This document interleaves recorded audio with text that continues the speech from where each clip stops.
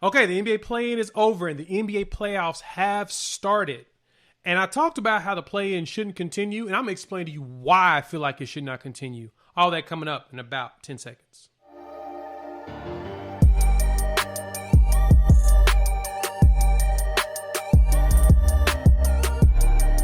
What's good, everybody? It's your boy Jay here with Unfair Sports, where we take a pensive approach to the sports conversation.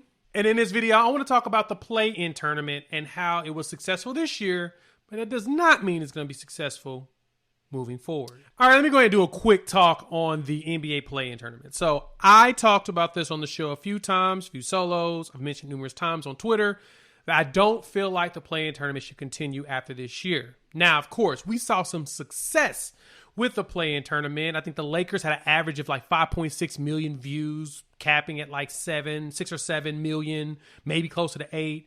And the rest of the games, we saw over 1 million views on average in those games, which are some of the best ratings for the NBA this past season, especially over the last couple where we're starting to see a decline since like 2018-19. That's a good thing for this year. It's one of those things where you don't want to get too greedy, because if you get too greedy, guess what happens? People stop tuning in. People stop caring. When you start throwing too many games into the end of the year, even though the suspense and the hard the hard work that teams put in to try to make the playoffs and a final push is a breath of fresh air for the end of a season, it typically is kind of a coast. You really don't want to, like I said, you just don't want to add too much. The problem with the NBA right now is we already have too many games. It gets to the point where the regular season doesn't always matter as much. Like there's moments where at the end of the year, like the Clippers, they basically tanked their last 2 games allegedly because they lost to the Rockets and the Oklahoma City Thunder, 2 of the worst teams in the league, to avoid playing the Lakers in the first round. The play-in game just adds additional games. It does add an additional variable to have to think about, especially for teams when it comes to trying to map out who they want to play in the first round. But too much of a good thing ain't a good thing anymore. After a while, we're going to get bored. And this is why I say that. So I got kind of dunked on by Mamadi Jones when I kind of mentioned that they've got to scrap this. And he's like, hey, I thought it was a bad idea, but it doesn't look like it's not. There's a chance that we can have rising stars step up. And then, of course, the next day where the real dunk shows up, Ja Morant goes out there and puts in work on the Golden State Warriors, kicks them out the playoffs. They go in. It's basically the arrival of Ja. At least that's what everybody's thinking. I like Ja a lot. I love his game. The one thing I've said about him is that I'm fearful that he's going to be hurt too much to where we're not going to be able to enjoy him long term. So I'll rant on that another time. But let's look at the last 4 seasons before the pandemic hit of what the matchups would look like. And y'all tell me, be honest, did you want to see those teams back then? Now, today, of course, hindsight is 50-50. We get a good understanding of what those players are and what could have been potential now. But back then, I don't know if we really cared as much as we think. So here we go. I'm going to start far back, 2015-16. You have, in the East, you would have had the Indiana Pacers taking on the Detroit Pistons and the Chicago Bulls taking on the Washington Wizards. That's 7, 8, 9, and 10. Roster-wise, you're dealing with who in that year? We're talking about John Wall, Bradley Beal, Otto Porter, which we realized did not work later on, but that may have been fun to see them play and continue, even though they were, at the bottom of the totem pole? Yeah, they were the 10th at 41-41. Chicago Bulls with Jimmy Butler, injured Derrick Rose, basically, who was starting to look like he was making his arrival back.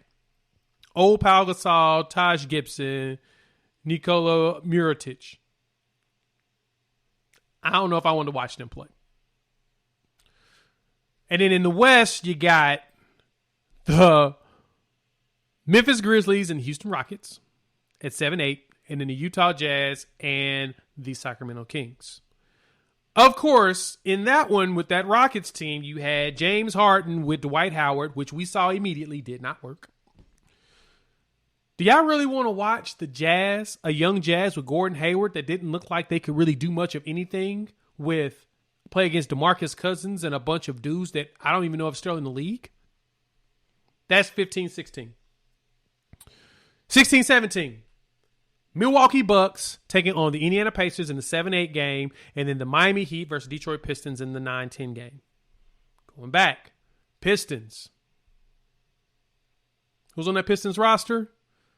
Let me break it down for you. That Pistons roster had, and I closed that tab on accident. That was this is 16-17 season. This is the Reggie Jackson, Kentavious Caldwell-Pope, Tobias Harris, Marcus Morris, Andre Drummond squad. Y'all want to watch them play?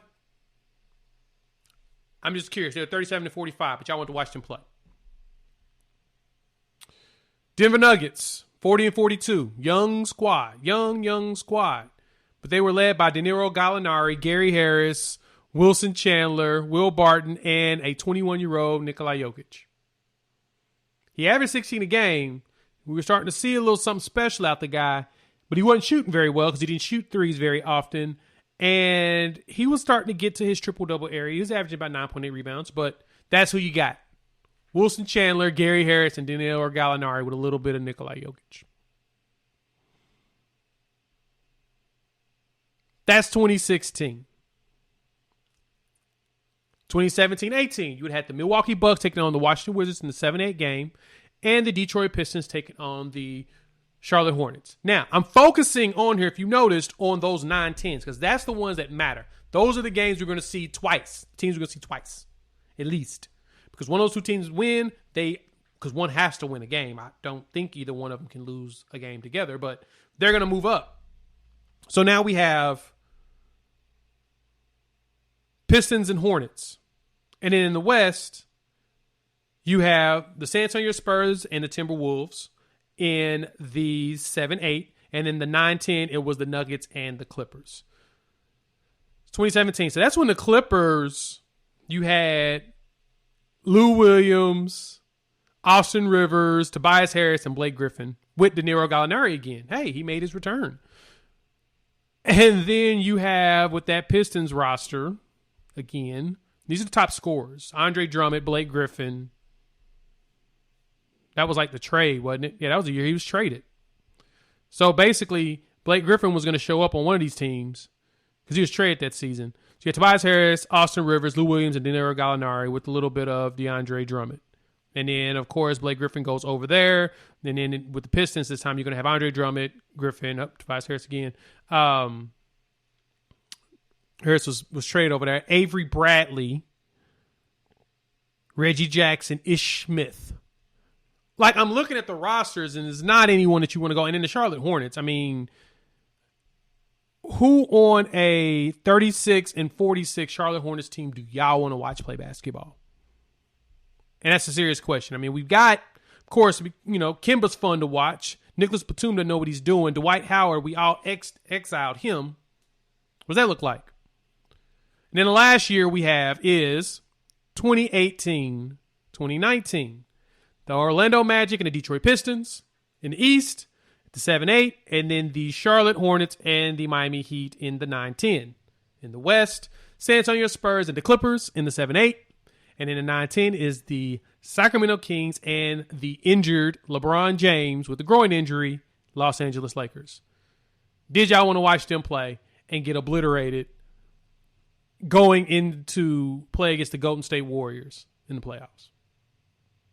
Or that really good Denver Nuggets team that year? My point with all of this is that, yes, the play-in was a fantastic idea this year. We got blessed with LeBron versus Steph Curry. But when you look at these teams, DeMarcus Cousins, we didn't have Jimmy Butler in Miami yet. We had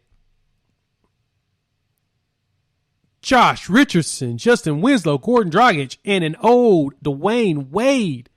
You're more likely to get older teams who are falling apart than you are actual young rising stars to get in that. Because I put it to you like this. Next season, we're more likely to see Ja Morant and Zion Williamson in the playoffs than we are going to see some of the older teams on that list. I'm just saying. Not for me. I could be wrong. They move this forward and it looks great every year. But I'm telling you, too much of a good thing is not a good thing anymore. And we're going to hit that.